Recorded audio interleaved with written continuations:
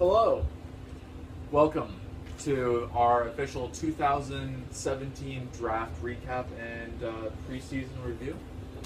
Yes, absolutely. This is the first league manager's note. We had requests to do a draft recap. So we have CJ here with us today, Steven, Matt, and Joel will be some regulars. Hoping to see Cody and Eric on here, and Doug, of course. You forgot to mention on the range, yeah. No, I was purposefully delaying that because we all know how much everyone loves to talk about that. So, yes, last year Joel won. What about the year before? He also won the year before. I think the goal of the league should be not to let Joel dynasty. That's Mr. Modest's opinion.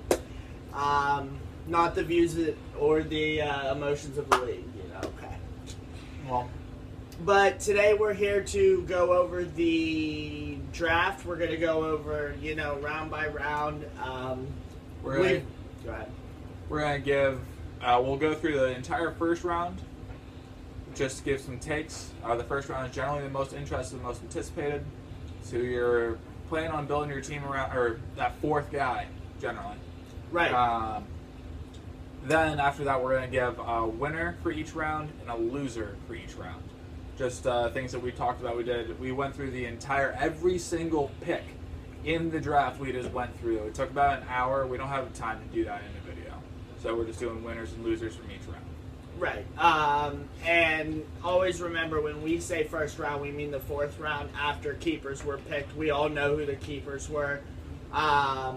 So other than that, like I said, we'll get started.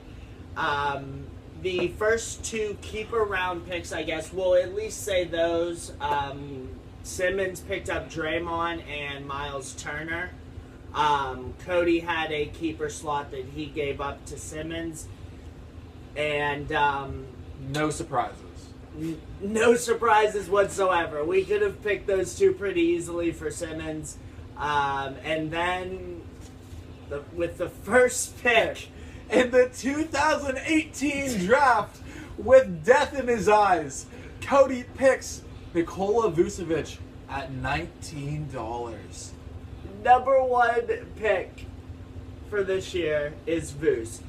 There is no way anybody could have predicted this. As soon as Cody looked at that list and realized what his cap was, he knew he was in trouble. Yeah. Last year, if you recall, I threw my notes with the first pick of the draft because Eric took DeMar DeRozan. This year, I didn't throw my notes, but I pretty much said, what the fuck am I doing with notes? Because we had no idea where it was going, and if that wasn't bad enough, the number two... Yeah, no idea where it was going. With the number 2 overall pick, Cody then selects Fultz. Markelle Fultz. Markelle Fultz from Philadelphia, the rookie point guard. The, pretty much gospel fantasies, you don't take rookies. Yeah. And the number 2 pick, man, we are in trouble. We are in trouble. So, I just want to recap just briefly Cody's first round, and it's not even over yet. Cody started out this offseason. He had a keeper selection where he could pick from the pool. He had 3 of the top 5 first round picks. And he turned that into Kevin Durant, Kawhi, Vuce, and Fultz. With 1 draft pick to go, and we'll get to that in a moment. Kevin Kawhi is pretty good, though. That's pretty good. With the number 3 pick, Steven then begins his first round adventure. And he selects Bradley Beal. Solid. Not expected, but solid. Immediately, it was pretty clear what's going on. Steph Curry, Bradley Beal.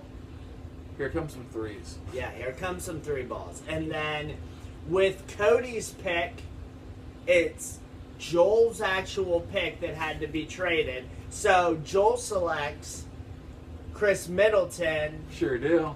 with the 4th pick. Yeah. Now, I wanted me some Chris Middleton. So I think it was a good pick there. Good trade up. You bought Cody a little bit more time. Heaven only knows Man. who Cody would have picked with your pick. Yeah, man. Middleton was just really solid. I knew that Brandon would be targeting him. I wanted him bad. He fit my team perfect. And just beautiful. Next, Steven took Booker. So you're talking Beal, Steph, and Booker. This guy is throwing a lot of 3 balls. A lot of them. Might be a little bit of a reach, but he might end up being a keeper too. Yeah, and he's cheap. Steven was trying to control his cap at this point. Very much so. Next, here comes Neiman, and he just fucks Simmons' day up. We all could have guessed that Simmons would have taken Embiid if he would have gotten the chance at it. And no, Neiman takes him at 6. Yeah. What a kicker. I mean, it's the biggest risk. Yeah. It's the biggest risk of the first round, without a doubt. I mean, it's the highest upside pick. But Oh Man. boy. the Sixers, I read something that said the Sixers have the most back-to-back games of any team in the NBA this year. Yeah. And Uh-oh. if that's the case, Embiid doesn't play back-to-backs, as we all know. And also, if you think about it, if Neiman has to move Embiid to his IR, his cap right now is $200. He can't pick Wow. anybody up unless he drops other people to clear some space. So Neiman immediately facing that issue. And then with the number 7th pick, which was actually Adam's pick, Mr. Modest selects Kyle Lowry. And all is right with the world. I call this the slip pick. Lowry, it wouldn't have surprised me had he gone number 1. He falls at number 7. I thought about him with my pick. He just wasn't what I wanted for my team. I'll take it. Yeah. I'll just, I'll grab it. He was the number 1 pick last year, I believe. No, No, DeRozan DeRozan was, was. and then Lowry was close. Either way, he was ranked number 1 last year. He was ranked number 1 to me on the board other than Miles Turner this year. Glad to get him at 7. Truly incredible. I took Rubio first pick last year. Oh Yeah. boy, yeah. Not my. No, proudest you one. wanted to take Rubio first pick. I You did took take- Paul Millsap. No, I took Rubio last year. Yeah, but you got him Oh, in yeah, the that's second right. round. Yeah, right. So then Doug comes in, and Doug picked Ben Simmons. So we are now up to 3 Sixers starters that were all taken in the first round, and I don't know if they're making the playoffs, so I thought that was pretty interesting. But I also thought, Doug, you might be interested in what ESPN has Simmons projected for with his rookie numbers. 11.1 points, 7.7 rebounds, and 2.9 assists. It's not a lot. Yeah, that's not. You can. I think he's going to be better than that, but if that's all he puts up, you're in some trouble with your first round Right. pick. Simmons goes at what are we at, number 9 now? Yep. And he picks Ricky Rubio. Reaching Rubio. Reaching Rubio, here he comes. Simmons believes, I think, that his big men can hold up Rubio's poor field goal percentage, and if he's just going to have one guy out there getting assists. I think he's just going after double-doubles. I think he just thought that was a point guard that'll get him double-doubles. Yeah, That's why I think he did it. fine by me, because I picked next, and I picked Paul Millsap. Thank you very much. 7 and 10. I was really upset when I had Adams pick at the draft, and at the draft lottery. I had Adams pick. Should have been a high pick. Was hoping to get one of these players, and I got both of these players. I nominate myself as winner of the first round, hardcore. Okay. I'd Well, agree. I nominate myself, but No, I think for Brandon to get Paul Millsap and Kyle Lowry. and Kyle Lowry, it's disgusting. Just keep in mind, I was supposed to have the last pick in the draft. Yeah, but Yeah, I mean that's- that's yeah. That's fair. Moving on, Batum at number 11. It's not a terrible pick. A little bit expensive, $27.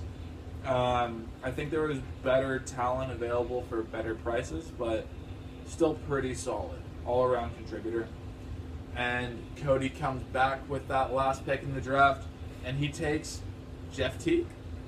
Jeff Teague at Jeff 26. Teague. Yes! Jeff Teague at 26.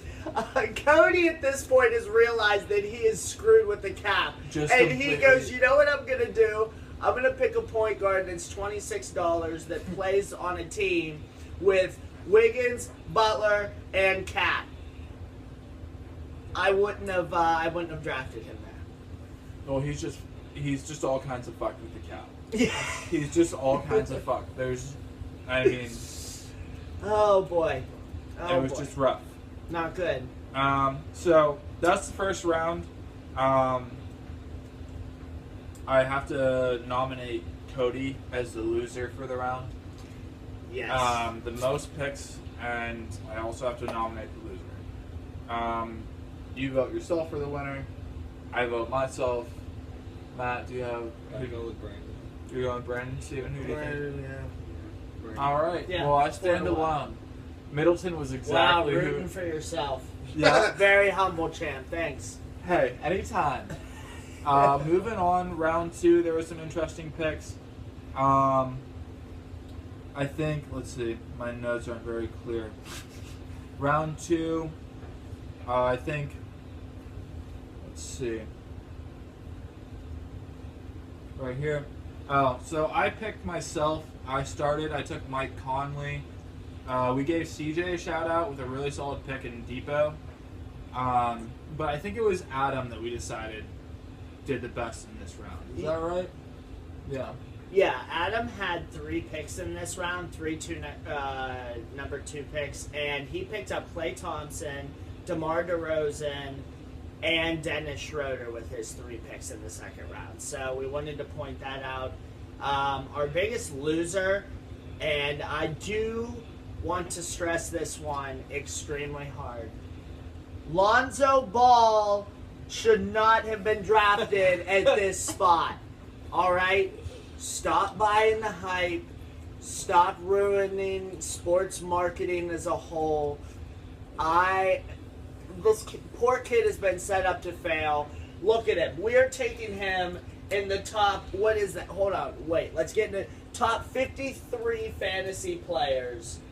Lonzo Ball's being drafted. Kid hasn't played an NBA game yet. I think Top 53.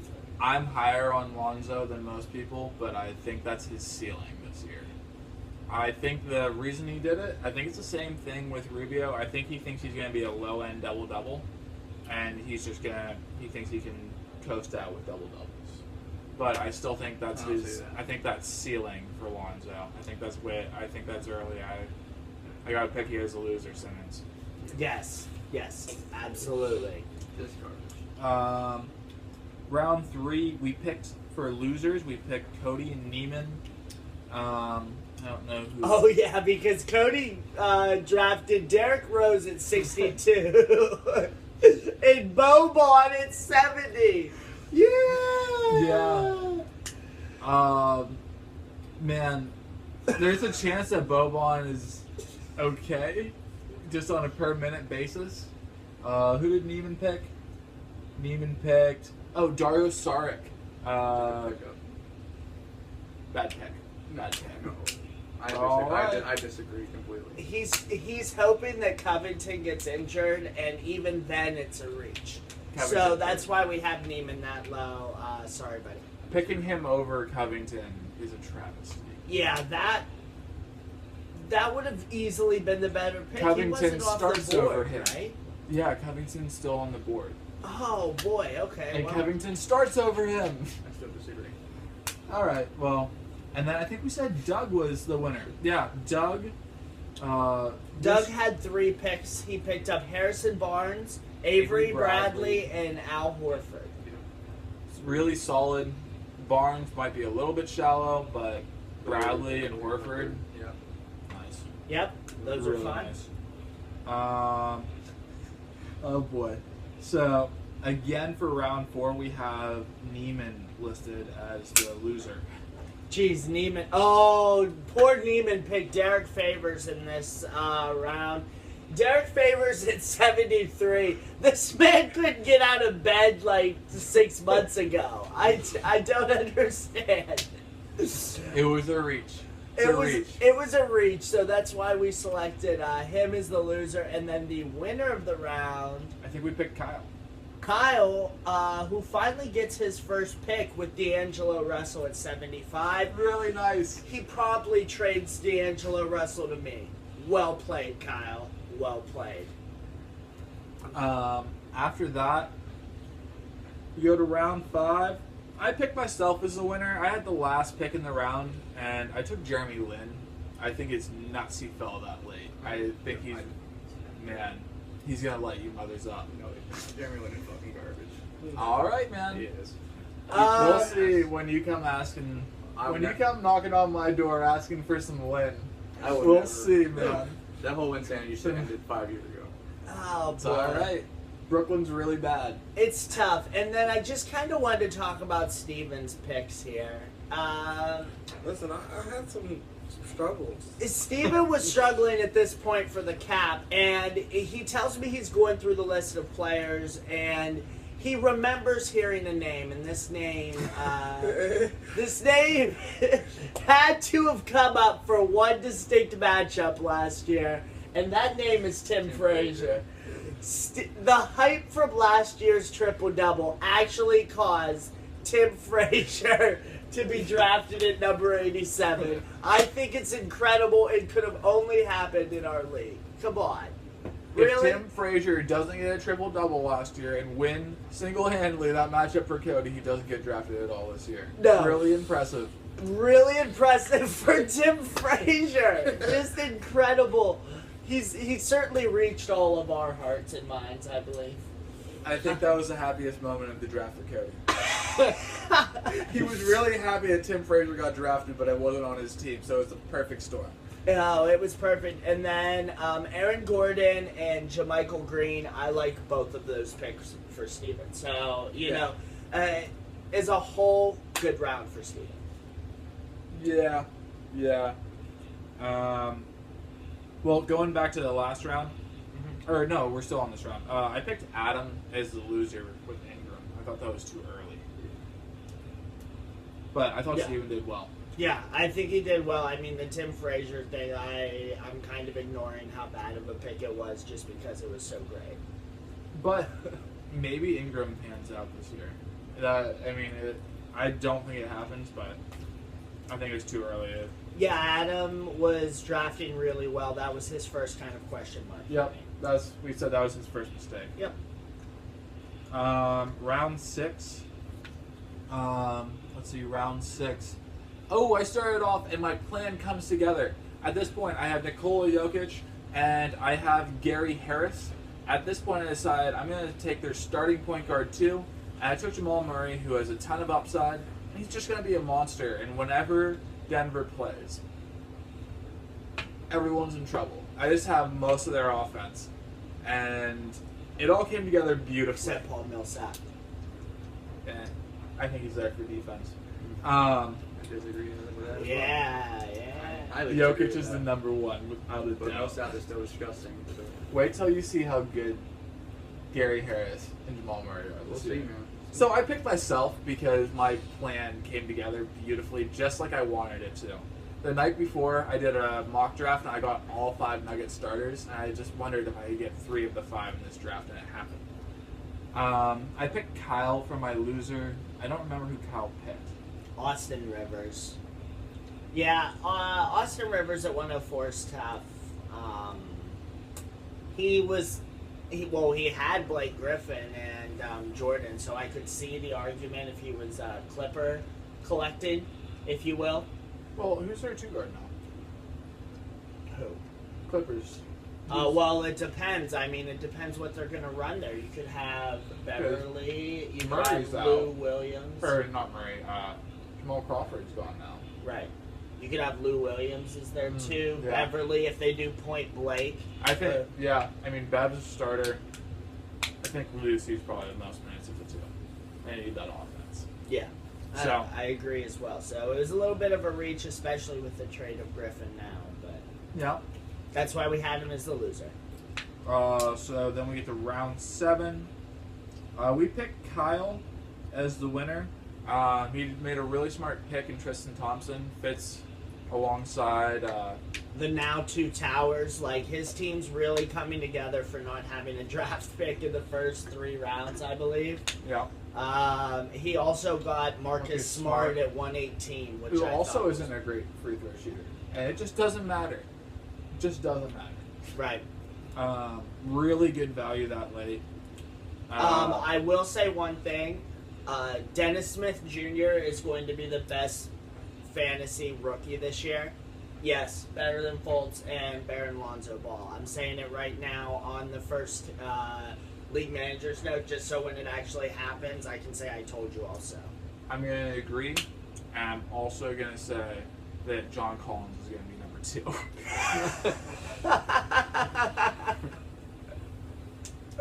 And we got him. We got both those players post 100, and Lonzo. Fultz went number 2, and Lonzo went oh, it's gonna be great. Oh man, that's great. We chose CJ as the loser of that round. I don't remember who. Oh, he picked Zach Randolph and did Zach Randolph get picked up today? Yeah, he did. By Right. Kyle. for $1. Yeah, I mean, he's fine for $1. $7 was ridiculous, but I was a big Randolph fan for a long time, and even I knew to call it quits this year. Yeah. So. He came in to be a veteran leader and got drug charges dropped. So who knows where That's how you do it, guys. If you were wondering how to get in trouble and get out of it. All right, so round 8, we're getting into the To the boys. nitty gritty. So bear with us through these last 3 rounds.